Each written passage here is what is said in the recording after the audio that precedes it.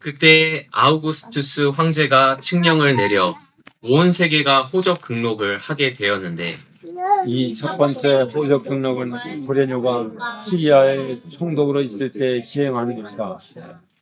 모든 사람이 호적 등록을 하러 저마다 자기 고향으로 갔다. 요셉은 다윗 가문의 자손이므로 갈릴리 동네에서 유대 베들레헴이라는 하우스의 동네로 자기의 약혼자인 마리아와 함께 등록하러 올라갔다. 그때 마리아는 임신 중이었는데 그들이 거기에 머물러 있는 동안에 마리아가 배신할 날이 되었다. 마리아가 첫 아들을 낳아서 포대기에 싸서 구유에 눕혀두었다. 여관에는 그들이 들어갈 방이 없었기 때문이다. 그 지역에서 목자들이 밤에 들에서 지내며 그들의 양떼를 지키고 있었다.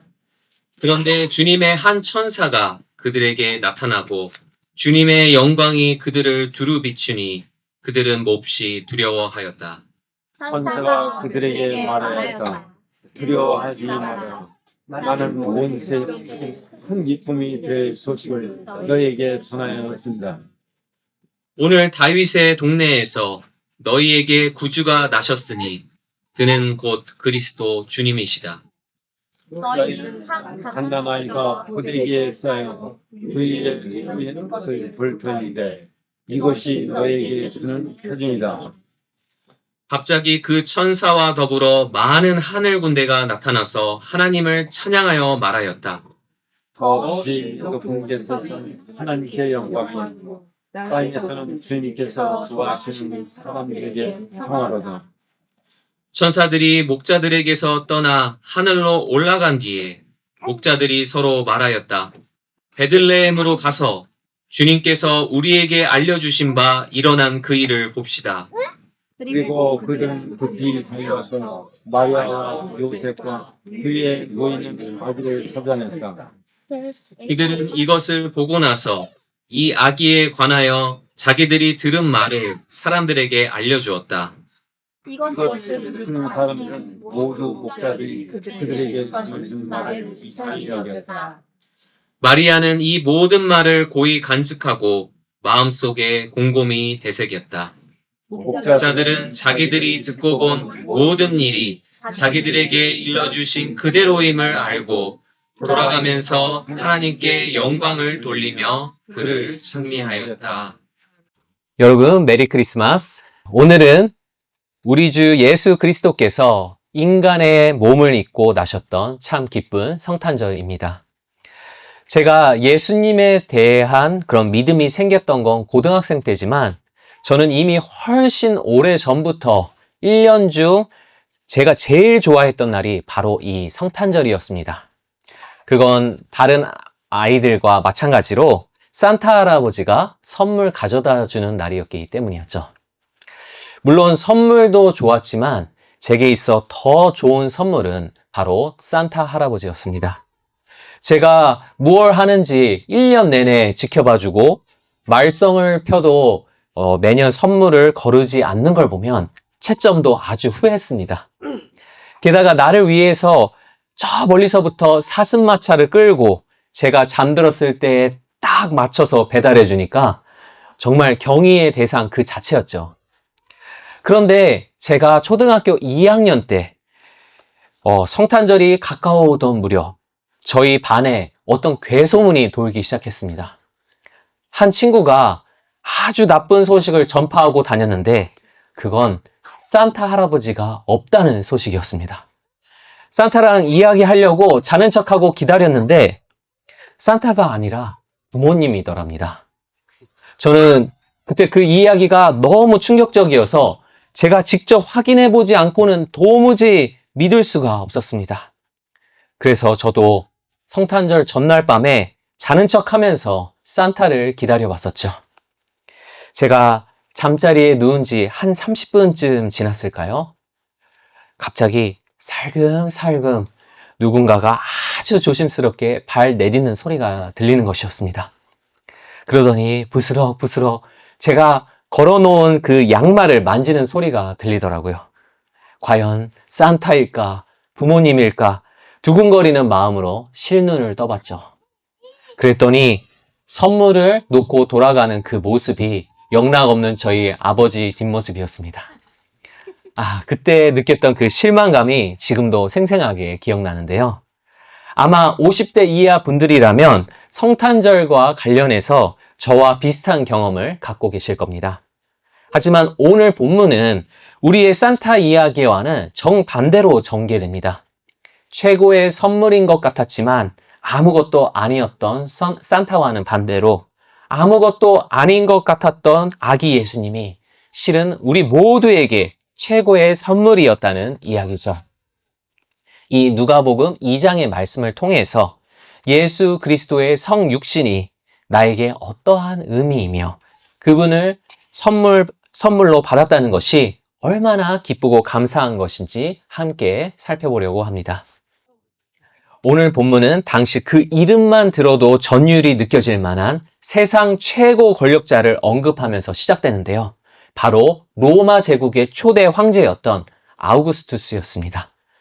아우구스투스는 신성한 자, 숭고한 자라는 뜻의 칭호고요.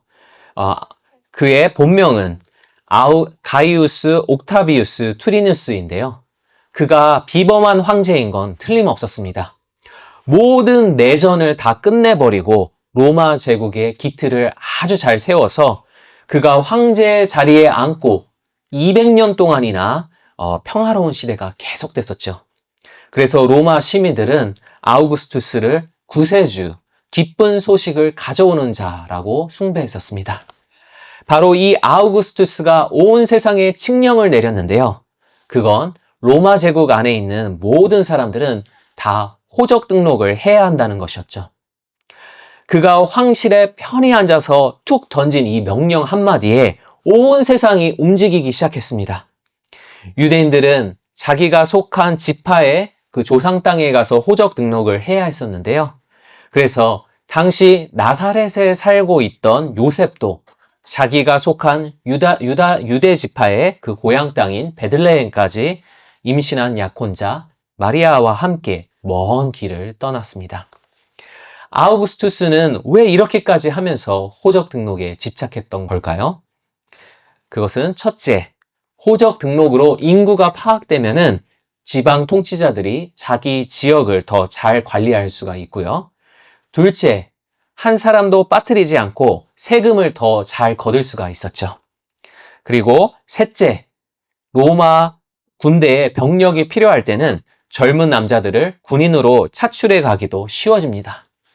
이제 아우구스투스는 행정적으로, 경제적으로, 군사적으로 세상을 완전히 장악해서 이 땅 어디에도 그의 권력이 닿지 않는 곳은 없었죠. 황제가 내뱉는 말 한마디 한마디는 모두에게 있어 나랑 무관한 이야기가 아니라 내 삶을 지배하는 너무나 중대한 소식이 되어버렸습니다. 그런데 예수님의 탄생은 이 황제 아우구스투스와는 너무 대조적이죠. 황제는 화려한 황실에 머물며 최고급 침대를 썼었지만 아기 예수님이 태어나신 곳은 가축들을 두는 지저분한 공간인데다가 세상에 나오시자마자 구유에 누우셨습니다. 이 사진에 있는 돌로 된 물건이 옛날 이스라엘 지역에서 썼던 그 구유인데요. 이 위에 여물을 놓고 가축들을 먹였던 거죠. 간단하게 말하자면 예수님은 동물 먹이통을 침대 삼아서 누우셨던 겁니다. 또 당시 고대 중동에서는 아기가 태어나면 강보, 쉬운 말로 포대기로 감싸는 것이 관습이었는데요. 하나님의 아들이신 그분이 연약한 인간의 몸, 그것도 포대기에 몸을 의지했던 무력한 신생아의 모습으로 이 세상에 오신 것입니다. 아기 예수님을 감쌌던 그 포대기는 황제가 입고 있던 최고급 의복과는 다르게 서민들도 누구나 손쉽게 구할 수 있던 흔한 천조각이었습니다. 대개 스케일이 큰 서사의 주인공은 대중의 마음을 훔치는 아주 수려한 모습으로 등장하기 마련인데요. 오늘 이 성탄절의 주인공 되시는 그분은 너무나도 낮고 비천한 모습으로 자기를 드러내시죠. 그런데 파격은 여기서 끝이 아니었습니다.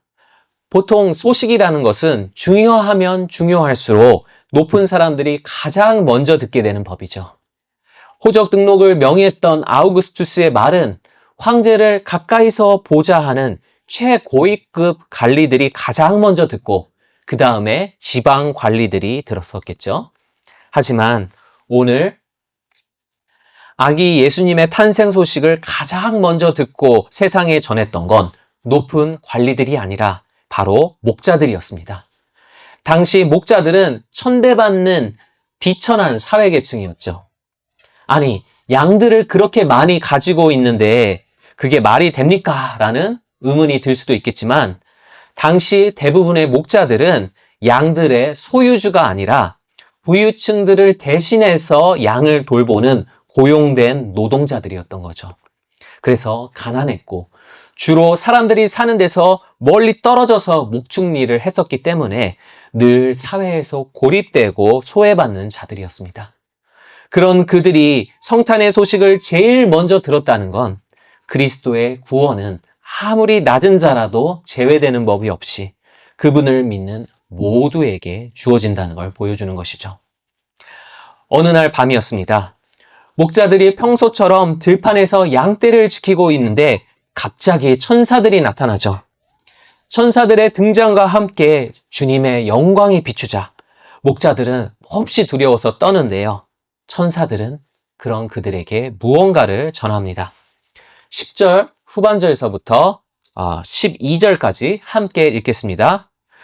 두려워하지 말아라. 나는 온 백성에게 큰 기쁨이 될 소식을 너희에게 전하여 준다.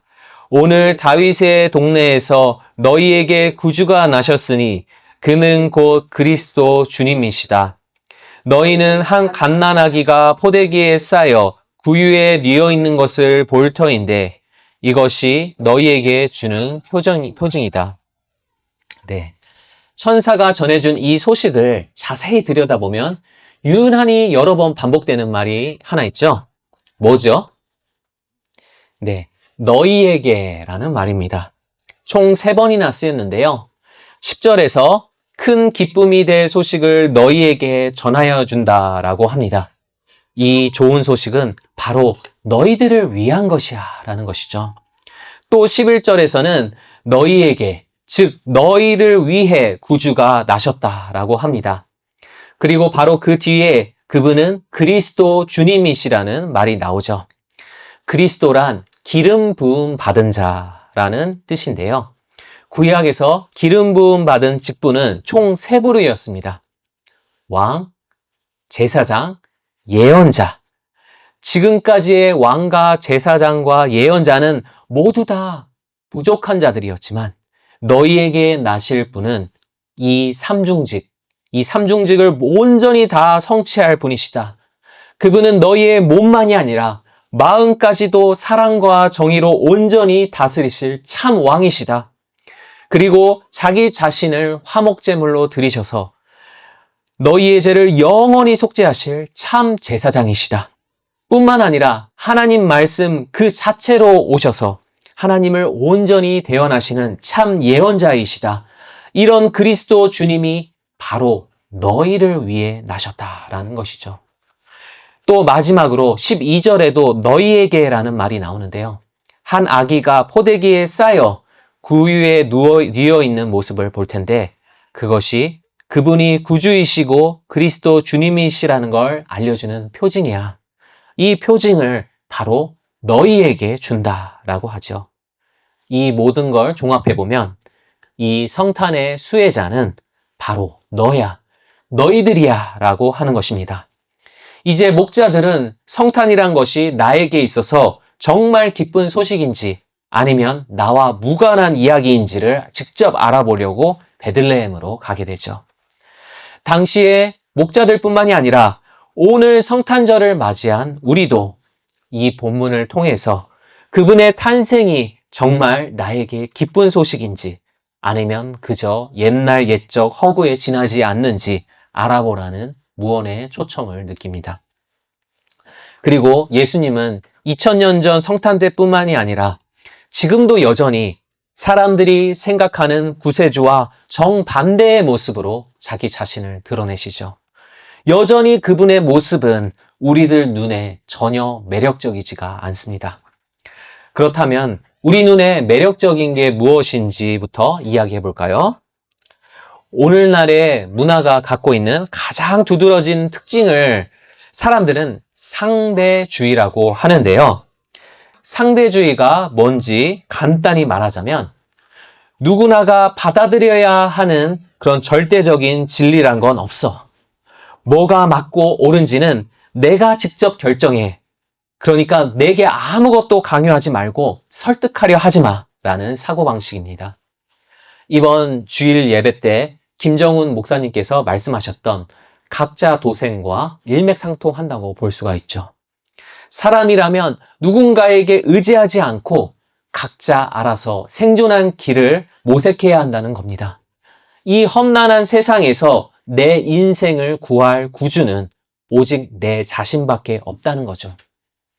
내 자신이 구주가 되기 위해서 사람들이 가장 먼저 손에 넣고 싶어 하는 것은 바로 힘입니다. 이 힘이란 건 정말 다양한 모습으로 나타나는데요. 생활을 유지하기 위해서 어느 정도의 부가 필요하긴 하지만 어떤 사람들은 그걸 넘어서서 만족감과 안정감을 느끼는 1순위가 부가됩니다. 또 어떤 사람들은 내가 열심히 노력해서 내 목표한 바를 이뤄낼 때야말로 내 자신의 쓸모에 대해서 가장 큰 확신과 위안을 느끼죠. 혹은 내 주변 사람들이 나를 좋아해주고 인정해줄 때 내가 안전하다고 느끼는 부류도 있고요. 또 어떤 사람들은 내 가족, 내 자녀의 성공과 안녕을 가장 큰 안정감의 근원으로 삼기도 합니다. 각자 내가 욕망하는 힘의 영역에서 아우구스투스와 같은 내가 되길 꿈꾸는 것이죠. 하지만 내 바라는 바가 모두 다 채워진다 한들 해결되지 않는 두려움이 있습니다. 본문 9절에서 목자들은 천사를 만나고 주의 영광이 비추자 몹시 두려워하죠. 성경에서는 하나님을 뵙거나 그분의 영광을 마주한 사람들이 모두 다 하나같이 두려움을 느꼈는데요. 대표적으로 모세는 떨기나무 속에 나타나신 그 하나님을 뵀을 때 두려워서 얼굴을 가렸었고요. 이사야는 성전에서 하나님의 영광을 보았을 때 화로다 나여 망하게 되었도다 라고 말했습니다. 내가 어둠에 있을 때는 괜찮은 것 같지만 그분의 영광이 내 안의 죄를 비추면 부정한 내가 감히 거룩하신 하나님을 대적하고 있구나라고 직감하게 되죠. 그리고 그분의 정의 앞에서 내가 마치 죽을 것만 같은 그런 두려움이 몰려옵니다. 이것이 모든 인간 안에 있는 본질적인 두려움인 것이죠. 그리고 하나님을 대적하는 이 두려움이 살면서 우리에게 여러 형태로 나타나는데요. 나를 만드신 창조자가 내 존재를 인정하고 기뻐하신다는 이 안정감이 없으니까 내가 다른 사람들에게 인정받지 못하고 거절당하는 게 두려워집니다. 하나님께서 내 인생을 꽉 붙잡고 지탱해 주신다는 확신이 없으니까 이 치열한 경쟁 사회에서 내 능력이 부족하거나 남들에게 뒤처진다 느껴질 때 내 인생이 실패로 끝나지는 않을까 불안해지죠. 제대로 쉼을 갖지 못하고 계속 스스로를 채찍질하게 됩니다. 또 하나님께서 앞으로도 영원토록 나와 함께 하신다는 신뢰가 없으니까 한치 앞을 내다볼 수 없는 내 미래가 자꾸만 두려워지죠. 하나님을 대적하는 이 본질적인 두려움이 해결되지 않으면 우리는 포대기에 쌓여 구유에 누우신 아기 예수님의 표징을 봐도 이 성탄의 이야기가 나와는 전혀 상관없게 들립니다. 나를 아우구스투스처럼 높여주고 강하게 해줄 어떠한 힘에만 집착하게 되는 것이죠.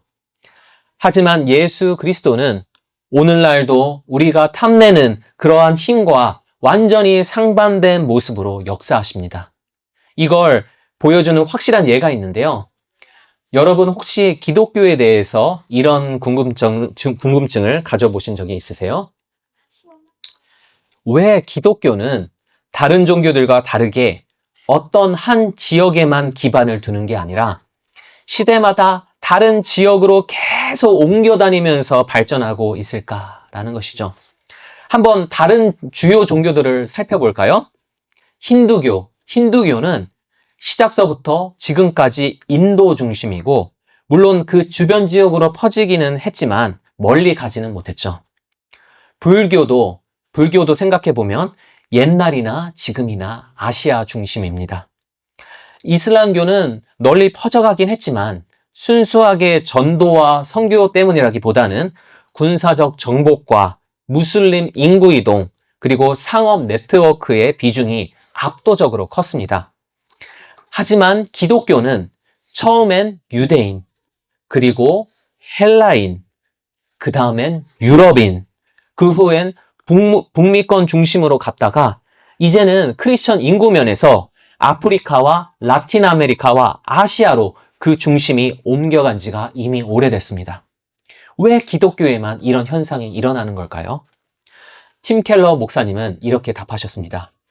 기독교는 힘과 권력에 가까워지면 그 핵심적인 메시지가 흐릿해져 버립니다. 그 후엔 교회가 분열되고 쇠퇴하기 시작하죠. 기독교가 헬라인 중심이었을 때를 생각해 보세요. 교회는 로마 제국의 권력과 손잡았습니다. 그리고 쇠퇴해 버렸죠. 기독교가 유럽인 중심이었을 때를 생각해 보세요. 교회는 결국 유럽 각 나라의 정치적 선전에 이용당했습니다.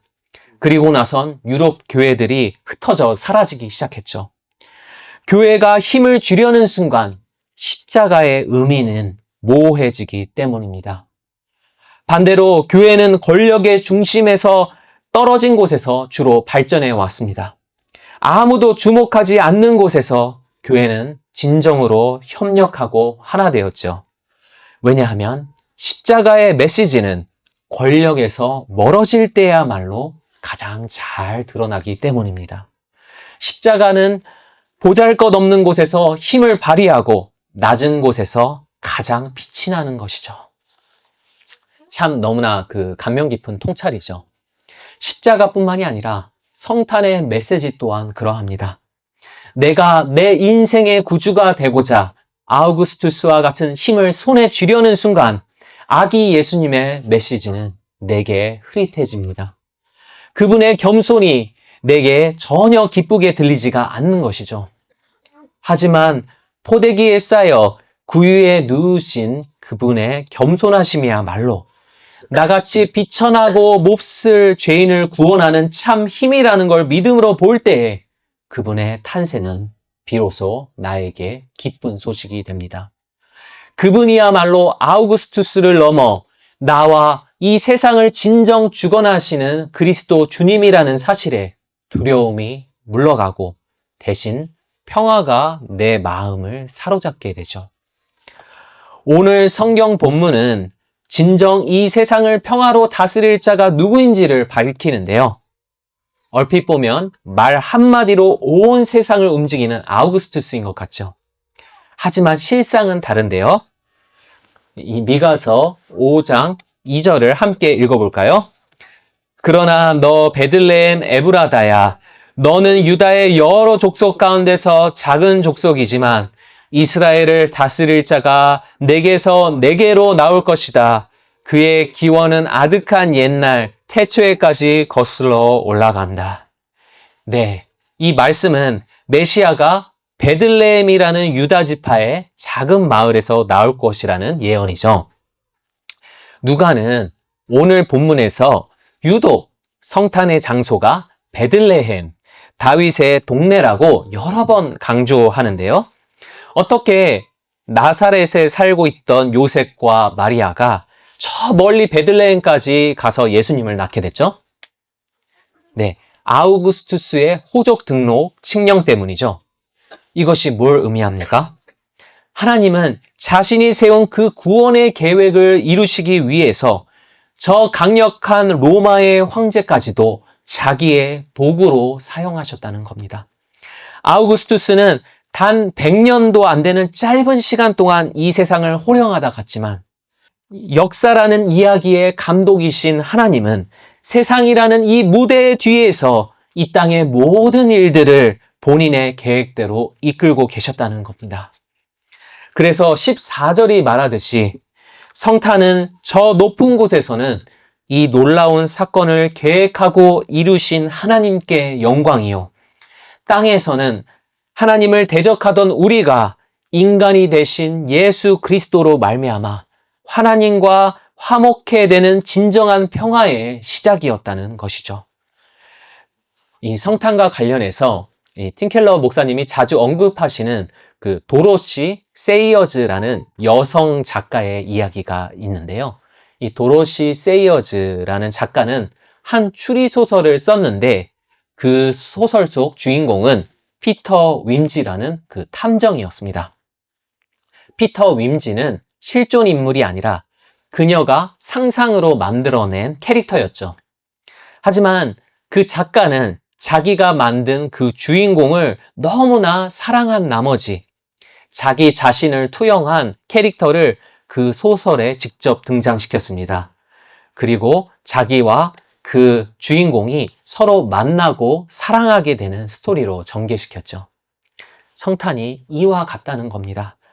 우리 한 명 한 명을 창조하시고 역사 속에 등장시키신 하나님은 아무 감정 없이 무미건조하게 글을 쓰시는 작가가 아니십니다. 작가의 의도에 자꾸만 역행하려는 나와 같은 비천한 인물을 그분은 사랑하셨죠.